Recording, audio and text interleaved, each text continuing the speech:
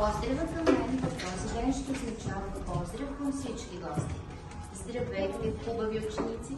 Здравейте, госпожо Бойчева! Днес е Благовещение или Благовец.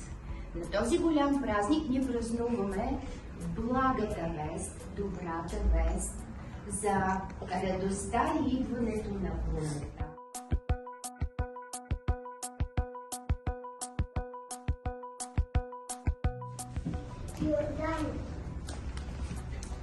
Йорданка. Йорданка, съгласна съм, друго име в началото се падне. Кое е това име? Да, Свели. Йонко. Йонко. Йонко означава. Облечен е с костюм и папийонка. На нашия рождение как деца се казва майката на Йордан? Майката на Йордан се казва Йонка. На масата са сервирани вкусни ястия. Алекс.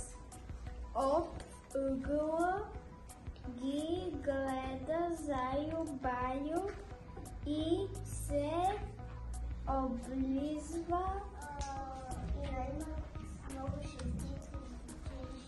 Браво на децата! Все хубави пожелания казват за рождение. Йо. Буква. Йо с малка буква се пише в средата или в края на думите. Ана, цъкни на нея. Не се води. Йоанна.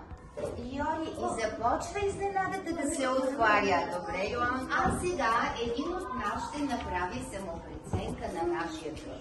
Я ела да ги си. Ела тук, смело и ти днес.